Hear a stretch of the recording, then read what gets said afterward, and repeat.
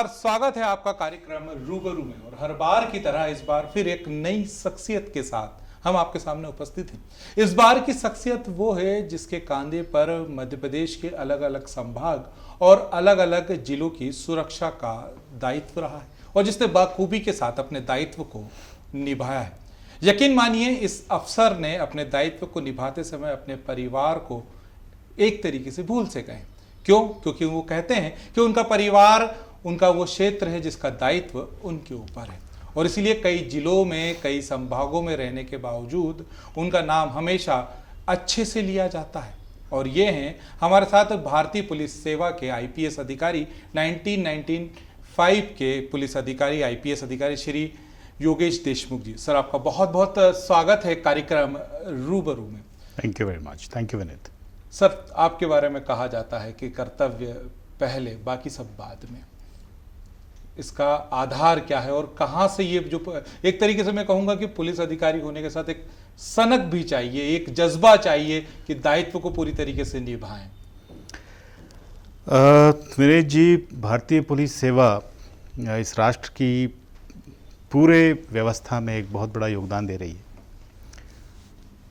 बाकी सभी सर्विस देते हैं, हम भी देते हैं। और जब आप इस सेवा में आते हैं, कुछ समय बिताते हैं, तो इसका महत्व आप और ज़्यादा समझने लगते हैं। और कुछ समय में आपको समझ में आने लगता है कि केवल एक ये आपके नौकरी का ही क्षेत्र नहीं है, ये सेवा का माध्यम है। सर्विस एक्चुअली जो सोसाइटी की सर्विस है, अन्य सर्विसेज की तरह भारतीय पुलिस सेवा भी अपनी योगदान दे रही है। यस, मेरा ये मानना है कि एक जीवन किसी भी व्यक्ति के लिए अगर वो बहुत कुछ करना चाहे तो शायद कम पड़ता है, लेकिन यस, आई ऑल्सो से कि बैलेंस होना बहुत आवश्यक है व्यक्तिगत जीवन में और सार्वजनिक जीवन में। तो जो मौका मिल रहा है उसके लिए शुक्रगुजार हैं, ईश्वर का शुक्रगुजार हैं। और अगर अपने कर्तव्यनिष्ठ होने के कारण किसी के जीवन में कुछ बदलाव आता है तो शुक्रगुजार हूँ। सर, कहा जाए कि मैम आपकी श्रीमती जी हैं, वो भी अधिकारी हैं, मध्य प्रदेश कैडर में ही हैं। दोनों का समय कैसे तालमेल होता है? दोनों के समय में कैसे तालमेल होता है? दोनों समय कैसे एक दूसरे को दे पाते हैं? क्योंकि एक आता होगा और दूसरा बाहर होता होगा। देखिए, ये जब किसी भी फील्ड में हस्बैंड वाइफ अगर वर्किंग हैं तो नेचुरली सभी परिवार की तरह जितना एडजस्टमेंट्स होना आवश्यक होता है, हमारे यहाँ भी है। और बहुत से मामलों में लकी रहे हैं कि साथ में पोस्टिंग्स रही हैं। और पारिवारिक जीवन है, जैसे एनी वर्किंग कपल के साथ जितनी अच्छाइयाँ हैं या जितना समय दे पाते हैं उतना हम लोग भी दे पाते हैं। सर, अगर बात करें आपकी पोस्टिंग्स की, तो कई जिलों में आप रहे हैं, कई संभागों में रहे हैं। ऐसी कोई सी घटना सर जो विशेषकर आपके जीवन में घटी हो और उसको फेस करने में कठिनाइयों का सामना भी करना पड़ा, लेकिन जब वो फेस हो गई हो तो बोले नहीं, एक जीत है, एक मेरी याद हो ऐसी कोई घटना सर? नहीं, ऐसे तो बहुत सारी घटनाएं हैं, मेरे ख्याल से असंख्य होंगी। लेकिन किस फील्ड में आपको मैं क्राइम में नक्सल बेल्ट का मैं बता सकता हूँ, या किसी के साथ अन्याय होते होते चूँकि मेरे सामने वो नॉलेज आ गया इसलिए उसके साथ अन्याय नहीं हो पाया, ऐसी घटनाएं घटी हैं। तो या कुछ ऐसे प्रयोग कामयाब हो गए जिसके कारण कानून व्यवस्था अच्छी हो गई हो, तो ऐसे असंख्य हैं केसेस, काफ़ी ज़्यादा संख्या में, असंख्य तो नहीं होंगे। लेकिन नक्सलाइट बेल्ट के बारे में मैं बता सकता हूँ। नए नए थे, 15-15 दिन जंगल में रहा करते थे। और नक्सलाइट बेल्ट में उस समय बहुत नए नए थे, सर्विस में उत्साह उमंग बहुत रहता था, नए नए 50 की टीम साथ में चलती थी और मैं एज इंचार्ज मुझे भेजा गया था, नया नया लड़का था मैं उस समय। तो ऐसे दुर्गम कठिन इलाकों में 7-7, 8-8 दिन तक जंगलों में रहते हुए पहाड़ों को क्रॉस करते थे उस समय। और शायद मुझे नहीं मालूम कि मैं रिकॉर्ड में कितना कह पाऊँगा, लेकिन बड़े दुर्गम स्थानों से होते हुए बीच जंगल में कई बार एनकाउंटर्स हुए हैं। और इस एनकाउंटर में फिर जब सफलता मिली है, सफलता मिलने के बाद जब अरेस्ट हुए हैं और तथाकथित नक्सलाइट्स को आपने नियम कायदे कानून के तहत कोर्ट्स में पेश किया है, तो वो सब का फीलिंग्स एक अलग है। और जैसे जैसे सीनियर होते जाते हैं कोई कोई व्यक्ति आपके पास आता है अपनी पुलिस फोर्स की ज़्यादती के बारे में बताता है या फिर महसूस करता है कि साथ ज़्यादती हुई है, उसको न्याय मिल जाए। ऐसी घटनाएं हैं कुछ जो जहन में रह जाती हैं। जी। अगर हम बात करें दिशा बदलने की, तो जीवन की दिशा कौन सी घटना ने बदल के रख दी? मेरे ख्याल से भारतीय पुलिस सेवा में आना ही जीवन की एक ऐसी घटना है जब आप महसूस कर सकते हैं कि एक डिफरेंट जीवन था स्टूडेंट लाइफ और उसके बाद का जीवन।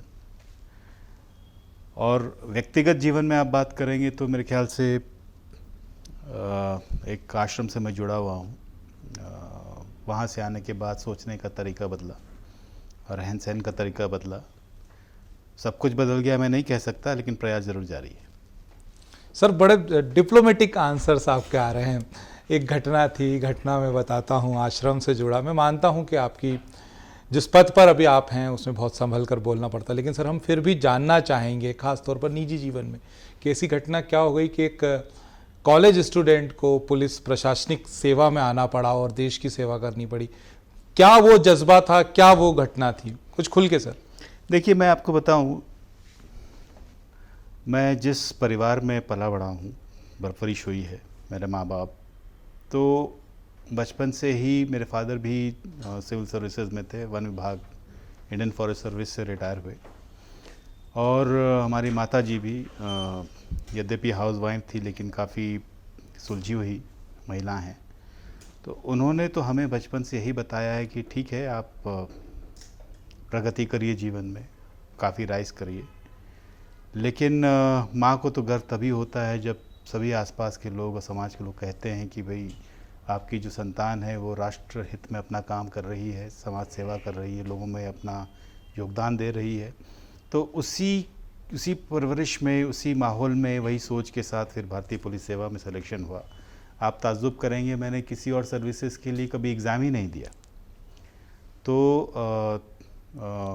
व्यक्तिगत अचीवमेंट है, और इतने सालों बाद मैं कह सकता हूँ कि व्यक्तिगत अचीवमेंट के बाद समाज में जो थोड़ा बहुत योगदान देने का मौका मिला है वो उससे गर्व महसूस होता है। शुरुआत कहाँ से हुई? आपने पापा जी के बारे में बताया, मम्मी के बारे में बताया, शुरुआत कहाँ से हुई? जन्म कहाँ आपका हुआ और उसके बाद फिर कैसे आपकी कॉलेज लाइफ हुई? मैं महाराष्ट्र का रहने वाला हूँ, वहीं मेरा जन्म हुआ है। हॉस्टल्स में मेरी पढ़ाई हुई है, और मैंने ग्रेजुएशन दिल्ली से किया है।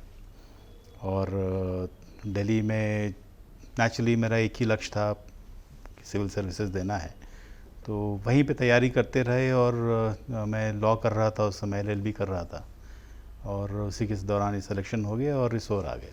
जी। मध्य प्रदेश आना कैसे हुआ? कैडर मध्य प्रदेश का आपने चयन जी हाँ, किया? मैंने अपना कैडर चूज़ किया मध्य प्रदेश, चूँकि मेरा चूँकि जन्म यद्यपि महाराष्ट्र का है, लेकिन चूँकि मेरे फादर यहाँ पे थे तो इसीलिए मैंने MP चूज़ किया था, और MP कैडर ही मेरा होम कैडर है। आप मध्य प्रदेश के अधिकतर जिलों में रहे हैं, संभाग में रहे हैं, शहरों में रहे हैं। अगर मैं आपसे पूछूं कि रिटायरमेंट के बाद आप कहाँ रहना चाहेंगे तो क्या कहेंगे? ये अभी तो हर 4 महीने में पोस्टिंग बदल जाती है मेरी, तो अभी तो कहना ही मुश्किल है कहाँ पे यथावत रहेंगे। अभी समय है, अभी डिसाइड नहीं किया है। आप भोपाल रेंज के IG रहे, आप इंदौर रहे, उज्जैन रहे, इन तीनों संभागों में क्या अंतर दिखा आपको और किस तरीके से काम करने में चेंजेस आए? एवरी एक्सपीरियंस, हर अनुभव अपने आप में डिफरेंट है, और तीनों शहर का अपना अपना एक फ्लेवर है। भोपाल अलग तरीके की पुलिसिंग मांगता है, बहुत बिजी रखता है, बहुत ही सेंसिटिव है, छोटी छोटी घटनाएं बहुत बड़ा रूप ले लेती हैं। और यहाँ पे एक्सपेक्टेशंस डिफरेंट है, यहाँ पे ऑन द टोज हमेशा रहता है व्यक्ति, और एक्टिवली इन्वॉल्व रहता है, और लोगों की मानसिकता भी डिफरेंट है। लेकिन वहीं आप इंदौर जाते हैं तो वो डिफरेंट एकदम फ्लेवर है उसका, मालवा का अपना एक, और कमर्शियल कैपिटल टाइप उसका एक काम है। व्यापारिक गतिविधियां बहुत ज़्यादा हैं, उत्साह उमंग थोड़ा सा यहाँ से मुझे ज़्यादा नज़र वहाँ आता है लोगों में। और जैसे ही आप फिर उज्जैन जाते हैं तो वो एक रिलीजियस सिटी का वहाँ पे माहौल है। लेकिन यस, हर किसी के अपने अपने एक चैलेंजेस हैं। मुझे लगा कि उज्जैन कम्युनली सेंसिटिव पूरा जोन है और इंदौर में अपने एक अलग चैलेंजेस हैं और भोपाल तो ऑफ कोर्स अपने आप में एक डिफरेंट जगह है ही। तो हर एक पूरे पूरे इतने आसपास 300 किलोमीटर की रेंज में डिफरेंट लाइफस्टाइल, डिफरेंट सोच, ये सब देखने को मिलता है। पुलिस में कई लोग आ रहे हैं, अब युवाओं की इच्छा होती है कि वो भी पुलिस में भर्ती हों और देश की सेवा करें। क्या चैलेंजेस होते हैं एक पुलिसमैन के लिए? देखिए, पुलिस में तो मेरे ख्याल से व्यक्ति ने सोच समझ के ही आना चाहिए। ये एक ऐसी सर्विस है जो आपको बहुत, जिस दिन आपने वर्दी धारण कर ली आप ग्लैमरस हो जाते हैं और वर्दी के साथ अब जब आपके हाथ में हथियार आता है तो आपको अचानक से बहुत ज़्यादा पावरफुल महसूस होने लगता है। तो पावर का मिसयूज़ भी बढ़ने लग की संभावना रहती है। तो पुलिस सर्विस में आने से पहले ये ज़रूर ध्यान में दे देना चाहिए कि जहाँ एक और आपकी काल्पनिक दुनिया में है कि बहुत पावरफुल सर्विस है, उसके साथ बहुत से रिस्क्स भी जुड़े हुए हैं और बहुत बड़ी अकाउंटेबिलिटी है। आपको वर्दी पहनने के बाद अलग नज़रिए से देखना लोग शुरू कर देते हैं और उसकी जब जिम्मेदारियां आप एहसास करने लगेंगे और समाज में आप इतना योगदान देने लगेंगे तो आप बहुत ही खुशकिस्मत व्यक्ति हैं। आप बिल्कुल, आपको पुलिस सर्विस में आना चाहिए। चैलेंजेस बहुत होते हैं यहाँ पे, ब्लैक एंड वाइट हर चीज़ नहीं होगी। बहुत सा एरिया होगा कि कभी निर्णय लें या न लें, निर्णय लेने के भी कई बार नुकसान होंगे, नहीं लेने के भी नुकसान होंगे और चैलेंजेस बहुत ज़्यादा हैं। आप हमेशा अंधेरे में टटोलते रहते हैं कि इसका कहीं से अपने को सोल्यूशन मिल जाए प्रॉब्लम का। तो पुलिस में आए, ज़रूर आएँ, लेकिन उसके अपने चैलेंजेस हैं और मानसिक रूप से अगर आप तैयार रहते हैं चैलेंजेस को लेने के लिए तो ज़रूर आइए। अगर आप केवल पावर और पैसे के लिए आना चाहते हैं तो ये शायद आप गलत हैं। ऐसा आप अन्याय ही करेंगे जनता के साथ और हम देखते हैं कई बार ऐसा होता भी है। तो मेरा विचार है कि पुलिस वंडरफुल सर्विस है, प्रोवाइडेड अगर आप अपनी सोच अच्छे रखें तो। सन 2004 की बात है सर, जब एक पुलिस के फैमिली से मेरी बात हुई थी तो पुलिसमैन की वाइफ ने मुझसे ये कहा था कि मेरे बच्चे को बड़ा होते हुए मेरे हस्बैंड नहीं देख पाते। तो मैंने कहा क्यों नहीं देख पाते? बोले जब वो ड्यूटी के लिए जाते हैं तब भोर होती है, सुबह बहुत होती है और बच्चा सोते रहता है और जब वो लौट कर आते हैं तो रात इतनी हो जाती है कि बच्चा थक के सो जाता है। एक विडंबना है। देखिए, पूरा सोसाइटी चेंज कर रहा है ग्रेजुअली, पुलिसिंग भी चेंज कर रही है। जैसे मैंने कहा आपको कि चैलेंजेस जो हैं पुलिस में आने के, उसमें ये भी है कि यस 24/7 जॉब है, तनावपूर्ण जॉब है।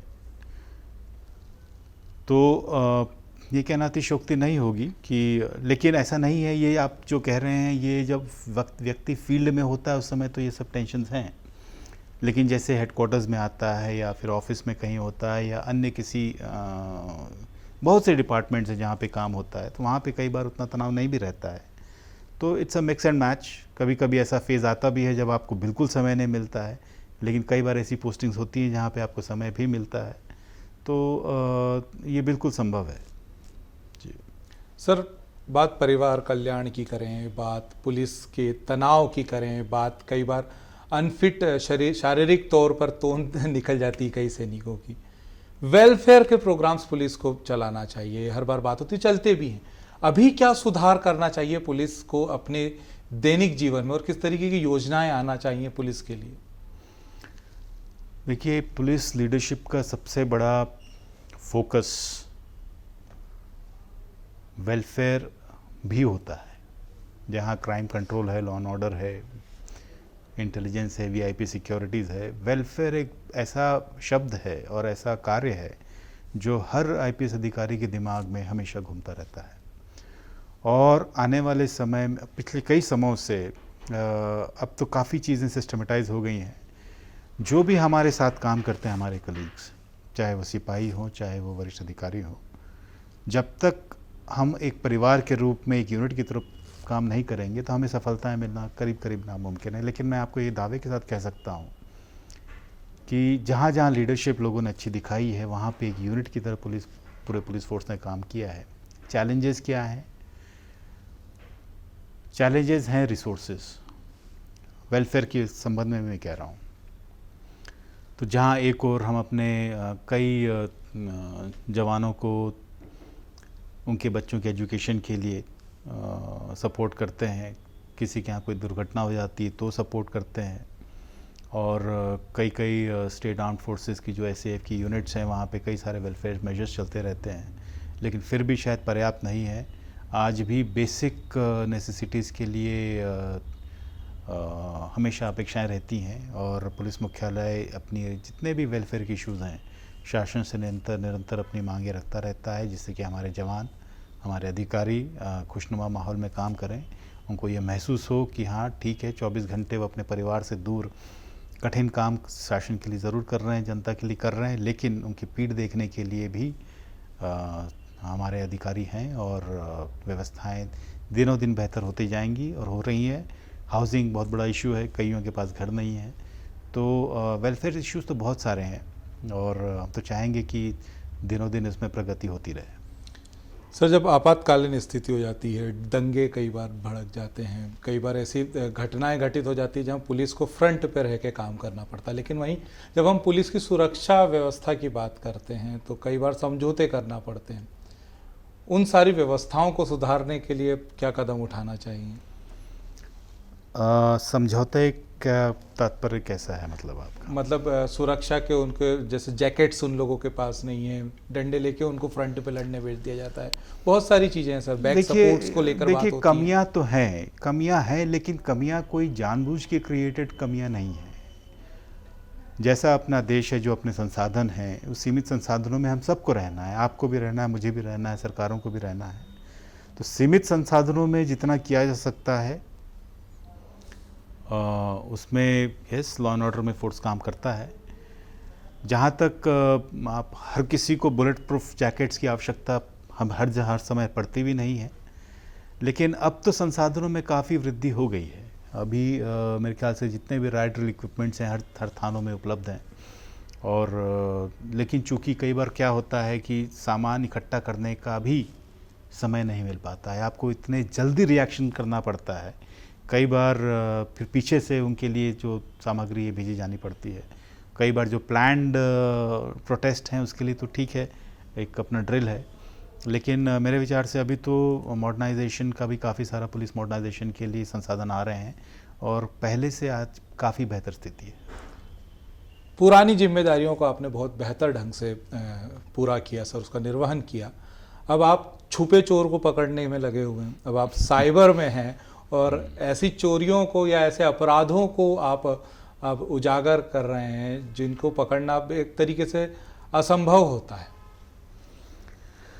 जी, ये बात सही है। जितना टेक्नोलॉजिकल रेवोल्यूशन आया है, टेलीकम्युनिकेशंस में रेवोल्यूशन आया है, और जैसे जैसे हमारा रीच बढ़ता जा रहा है इंटरनेट का, मोबाइल फ़ोन का हमारे पूरे भारत में, तो ये बहुत ज़बरदस्त उभरता हुआ और चैलेंज पूर्ण दुनिया उभर रही है, और बहुत इसमें वृद्धि ही होगी, कमी होने की संभावनाएं भी कम दिखती हैं। तो ये चैलेंज है, और इसको फाइट करने के लिए बहुत अधिक मात्रा में संसाधन, समय और एजुकेशन, हमारे अपने पुलिस फोर्स का एजुकेशन, पब्लिक का अवेयरनेस, इन सब मुद्दों पे बहुत अधिक काम करना है। ये दुनिया एक ऐसी है यहाँ पे जहाँ पे लोग एनोनिमिटी का, उनके छुपे हुए होने का फ़ायदा उठाते हैं, और आम जनता का जो एक मानवीय गुण होता है कि जल्दी विश्वास कर ले, उस विश्वास का अन्यथा फ़ायदा उठा के उनके साथ धोखाधड़ी करते हैं। कई बार हमारे खुद का लालच, हमारे खुद की लापरवाही, हमारे खुद का भय हमको शिकार बना देता है। तो यस, ये बहुत आने वाले समय में ज़बरदस्त चैलेंज है, और इसके लिए भारत सरकार बहुत सी एजेंसीज़ और मॉनिटरिंग सिस्टम्स बनाया है। मध्य प्रदेश में अपने आप में ये एक डेडिकेटेड पूरा स्टेट हेडक्वार्टर्स बना दिया है, और दिनों दिन हमारी संसाधन में वृद्धि होते जा रही है। सर बात करें साइबर क्राइम की, तो मध्य प्रदेश में जो साइबर क्राइम हो रहे हैं किस स्तर तक के हो रहे हैं और उनसे बचाव के लिए अब लोगों को क्या करना चाहिए, अवेयर कैसे हों?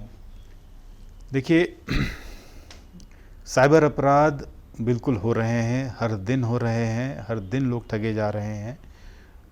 साइबर स्टॉकिंग भी होती है, महिलाओं के साथ भी ऑब्ससीन मैसेजेस भी सर्कुलेट हो रहे हैं, फेक न्यूज़ेस भी चलती हैं और तरह तरह के फाइनेंशियल फ्रॉड्स भी होते हैं। आर्थिक अपराध सबसे ज़्यादा हैं। सतर्क रहने के लिए तो मेरे ख्याल से आप सबसे पहले आप जो भी गैजेट अपना इस्तेमाल करते हैं, मैं मान लूँ मोबाइल फ़ोन ज़्यादा है, तो जल्दबाजी में अचानक से आपको अगर कोई ये ऑफ़र करता है कि आप रातों रात आप इतने लाख जीत जाएंगे और आपको आसानी से हम आपकी लोन दे देंगे और आप बस हमको बस या कोई ऐसा फ्रॉड मैसेज भेज दे देंगे, तो जहां आपका लालच आप में उबाल पाया, आप तैयार हो जाइए, आपके साथ धोखा होना है। वो आपकी लालच का या नादानी का या अनअवेयर होने का फ़ायदा उठाते हैं। कई बार यूपीआई संबंधित फ्रॉड्स होते हैं कि उन्होंने कहा ठीक है हम आपको पैसे भेजते हैं किसी कारण से, आपने जैसे उसको क्लिक किया, पैसे भेजने के बजाय पैसे आपके विड्रॉ हो जाते हैं। और जब आपको बार बार हर बैंक बताता है, कई अवेयरनेस प्रोग्राम्स हम लोग भी चलाते हैं कि आप अपना ओटीपी किसी भी स्थिति में शेयर मत करिए। जैसे ही आपके साथ अपराध पैसे की बात आती है, एक लेन देन की बात आती है, कोई पैसा मांग रहा हो, दे रहा हो, आपके कान खड़े हो जाने चाहिए। अकारण से ये अगर ऐसा हो रहा है तो आप किसी भी स्थिति में न उस लिंक पे जाइए। कई बार ऐसे लोग कहते हैं कि ठीक है आप ये डाउनलोड कर लीजिए, आपने डाउनलोड किया वेबसाइट, पता लगा आपके इसमें ऐसे वायरस आ गए आपके मोबाइल फ़ोन पे या आपके कंप्यूटर में, जो आपके पूरे कंप्यूटर और मोबाइल फ़ोन का कब्जा ले लेते हैं। फिर आपको पता ही नहीं होता है, आपके साथ बहुत बड़ी धोखाधड़ी हो जाती है। कई बार आपको आता है कि अचानक से आप इन्वेस्टमेंट करिए, हम आपके पैसे दुगने कर देंगे। ये सब बहकावे की बातें हैं। ऐसी ऐसी साइटें आपको कहेंगे 70% डिस्काउंट लीजिए, 80% डिस्काउंट लीजिए। जो अनवेरीफाइड साइट्स हैं उस पर आपके कान खड़े हो जाने चाहिए। आप लालच में अगर ना पड़ें तो संभावना है कि आपके साथ धोखा ना हो। सर अगर किसी के साथ ये धोखा हो गया, अपराध हो गया, तो ऐसी स्थिति में वो क्या करे? देखिए, जैसे हर अपराध में होता है, आप हमारे यहाँ पे मेल्स हैं, आप हमारा मेल आईडी हमारा चेक कर सकते हैं, आपको एमपी पुलिस की वेबसाइट में मिल जाएगा। हर थाने पे आप जा सकते हैं, हर एक पूरे मध्य प्रदेश के किसी भी थाने में हो आप वहाँ पे जाइए, अपनी रिपोर्ट लिखवाइए। और साइबर क्राइम में कई बार होता है आपको तत्कालिक रिजल्ट नहीं मिलता है, ऐसे में हो सकता है कि आप फ्रस्ट्रेटेड हो जाएं। लेकिन मैं आपको ये भी कह सकता हूँ कि जितने सीमित संसाधनों में पुलिस प्रयास करती है, बहुत से केसेस को हम सॉल्व करते हैं। कई सारे केसेस चूँकि पूरे राष्ट्र में फैले हुए होते हैं, कई सारे बदमाश अनजान होते हैं, बहुत से नए नए तरीके अपनाते हैं जिससे उनको ढूंढ पाना मुश्किल होता है। फिर भी आप कोई भी आपके साथ कभी धोखाधड़ी अगर होती है तो आप थाने पे जाएं, अपनी रिपोर्ट लिखें और वहाँ पे पुलिस आपके साथ जांच करना शुरू करेगी। साइबर अपराध को रोकने के लिए अब आपका डिपार्टमेंट आगे क्या कर रहा है, क्या चेंजेस वो लाने वाला है या क्या नई चीज़ें लागू करने वाला है, कुछ इम्प्लीमेंट्स? देखिए, जहाँ तक पुलिस की बात है, पुलिस का 2 स्ट्रैटेजीज़ हैं। एक है एनफोर्समेंट, जिसको हम कहते हैं कि अगर अपराध हो जाए तो उसकी विवेचना करके अपराधियों को पकड़ना, और दूसरा है प्रिवेंशन, कि आम जनता को हम कैसे एजुकेट कर पाएँ जिसके कारण वो इस अपराध होने से ही बच जाएं। और हम अपना पूरा जो सेटअप है, साइबर हेडक्वार्टर्स है मध्य प्रदेश पुलिस का, वो हाईटेक होते जा रहा है। बहुत से हमारा अपना एक डेडिकेटेड साइबर फोरेंसिक लैब है। आने वाले समय में हम हर एक थाने में एक डेस्क खोलेंगे जहाँ पे हम अपने अधिकारियों को ट्रेन करेंगे, हमारे अपने जवानों को ट्रेन करेंगे, उनको जानकारियाँ देंगे, जिससे कि उनको खुद को जानकारी होगी तो आम जनता के साथ फिर वो, कई बार होता है इनका कहना होता है साहब रिपोर्ट ही नहीं लिखी जा रही, तो ये जो समस्या है इसको गैप ट्रेनिंग के माध्यम से कम करना है। और अभी कुछ समय बाद हम एक अपना लैब का भी एक्सपेंशन कर रहे हैं। अलग अलग एरियाज़ में भी हम मध्य प्रदेश के विभिन्न शहरों में अपने लैब का एक्सटेंशन देंगे। तो ये सब प्लानिंग स्टेज में है, जो इस पे काम चल रहा है। आपको लगता है कि साइबर अवेयरनेस के लिए मध्य प्रदेश या पूरे देश की जो स्कूल्स हैं उनमें भी एजुकेशन के उसमें एक लेसन या सब्जेक्ट शुरू करना चाहिए? बिल्कुल, इसमें चर्चा भी हो रही है और इसमें हो सकता है कुछ समय लग जाए, लेकिन ये अत्य आवश्यक है। अगर साइबर क्राइम को काउंटर करना है तो केवल एनफोर्समेंट एजेंसीज नहीं कर पाएगी। इसमें जनता अगर खुद अवेयर होने लग जाए और उनके पैसे सुरक्षित रखने की उनकी जो काबिलियत है, अगर वो केयरफुल हो जाएं, तो मेरे ख्याल से इस पे काबू पाया जा सकता है। इसीलिए जैसे आपने कहा कि स्कूल्स में एक एजुकेशन ही होना चाहिए और एक सब्जेक्ट हो जाना चाहिए, एक चैप्टर हो जाना चाहिए हमारे पूरे एजुकेशन सिस्टम में, जिसमें हम बता पाएँ कि इससे ऐसे ऐसे अपराध होते हैं और इससे बचने का तरीका ये है। और इसमें तो अब मेरे ख्याल से डिजिटल दुनिया बन रही है, हमारी इकॉनमी डिजिटल हो रही है, हमारी लाइफस्टाइल डिजिटल होते जा रही है। तो इसमें जितना ज़्यादा हम अपने बच्चे, छोटे छोटे बच्चों को शुरू से ही एजुकेट करेंगे तो ये साइबर क्राइम में कमियां आने की संभावना है। क्या आपका डिपार्टमेंट एनजीओ या सामाजिक संस्थाओं के साथ मिलकर भी कुछ अवेयरनेस प्रोग्राम चला रहा है? जी हाँ, अभी एक पूरे साइबर क्राइम को लेके अवेयरनेस प्रोग्राम्स निरंतर हर महीने ऑर्गेनाइज होते हैं। अभी अक्टूबर में 2 दिन बाद फिर से हम कर रहे हैं। उसमें जितने भी स्टेक होल्डर्स हैं, चाहे वो सर्विस प्रोवाइडर्स हों टेलीकॉम के, चाहे बैंक्स हों, चाहे यूपीआई वाले वॉलेट्स हों, इन सब अधिकारियों के साथ बैठक होती रहती है। और हमारी तो ये मंशा है और हमारी आशा है कि कॉरपोरेट वर्ल्ड भी अवेयरनेस प्रोग्राम फैलाने में हमारा सहयोग करें। साथ मिलकर हर एक व्यक्ति तक क्या क्या इसमें सावधानी बरतनी चाहिए, अगर ये जानकारी पहुंचाने में कामयाब रहे तो साइबर क्राइम की दुनिया में काफ़ी गिरावट आएगी। अगर ये कहा जाए कि योगेश देशमुख जी इन व्यवस्थाओं में एक चेंज कर सकते हैं, तो वो चेंज कौन सा करना चाहेंगे आप? मैंने कहा ना, जैसे मुझे जो लगता है कि क्राइम हो रहा है कुछ लिमिटेड लोगों के द्वारा, और वो लिमिटेड लोग लाखों लोगों के साथ क्राइम कर दे रहे हैं। मैं इसके जड़ पे प्रहार करना चाहता हूँ। अगर मैंने जड़ पे प्रहार किया तो वो जो व्यक्ति आने वाले हज़ारों लोगों को प्रहार करता है, शायद मैं हज़ारों लोगों का एक एक केस सॉल्व करने की बजाय मैं उसके जड़ पे काम करना चाहता हूँ, जिस पे मैंने थोड़ी बहुत कार्रवाई शुरू की है। और चाहे ये क्रिमिनल्स कहीं भी बैठे हों, किसी भी राज्य में बैठे हों, उनको ढूंढ निकालने के लिए हम प्रयास करेंगे। और दूसरा सबसे महत्वपूर्ण है कि आम जनता का इसमें अवेयर होना। जब तक आम जनता इसके बारे में, खतरे के बारे में सतर्क नहीं होगी, इस पे विजय पाना बहुत कठिन होगा। इसीलिए इन दोनों फ्रंट्स पे हम कार्रवाई कर रहे हैं। बिहार, यूपी, उत्तर प्रदेश आपका हो गया, बंगाल हो गया, झारखंड हो गया, अधिकतर देखा गया है कि जो साइबर अपराध मध्य प्रदेश के अंदर होते हैं, उनके जो अपराधी हैं वो दूसरे स्टेट्स में बैठते हैं। उन पे लगाम लगाने के लिए मैंने कहा ना, इसकी जड़ पे ही प्रहार करने से एक व्यक्ति क्रिमिनल को अगर हम पकड़ेंगे तो हो सकता है कि हम लाखों लोग, अनजान लोग जो भविष्य में बनने वाले हों, उनके अपराध से बच जाएंगे। तो यस, आपने जो स्टेट्स के नाम लिए हैं वो स्टेट्स हैं, उसके अलावा भी हैं, नेशनल इंटरनेशनल भी हैं। और बहुत बड़ा काम है और किसी एक व्यक्ति से हल होने वाला नहीं है। लेकिन आप मेरी प्रायोरिटी कह रहे हैं, मेरी डेफिनेटली ये प्रायोरिटी है कि जितना भी हम एक्चुअल कल्प्रिट्स के पास पहुंच पाएँ और उनको सलाखों के पीछे कर पाएँ, सज़ा दिलवा पाएँ, तो महसूस होगा कि यहाँ कुछ थोड़ा बहुत हमने योगदान दिया है। बात हैकिंग सिस्टम की अगर हम लोग बात करें तो कई बार हमने देखा कि गवर्नमेंट की साइट्स जो हैं, पाकिस्तान हो गया या अदर जो क्रिमिनल्स हैं, उनके द्वारा हैक कर ली जाती है और अपने विज्ञापन या जो भी एजेंडा है उसको डाल दिया जाता है। गवर्नमेंट साइट्स को हैकिंग से रोकने के लिए, देखिए, मैं मध्य प्रदेश की बात करता हूँ। हमारे जितने भी सिस्टम्स हैं, सर्वर्स हैं, उन सब का रेगुलर ऑडिट की प्रक्रिया जारी है। और रेगुलर ऑडिट का मतलब, साइबर ऑडिट का मतलब ये होता है कि हमारे सिस्टम सेफ हैं या नहीं है। देखिए, जैसे इसके डबल एजेड है। या तो आप क्लोज होके बंद कमरे में जीवन नहीं जी सकते। ये आपका जो भी काम है वो जनता के बीच में जाए, जनता को उसके फ़ायदे मिले। टेक्नोलॉजी का ये डबल एजेड स्वॉर्ड है, फ़ायदे भी होते हैं, नुकसान भी होते हैं।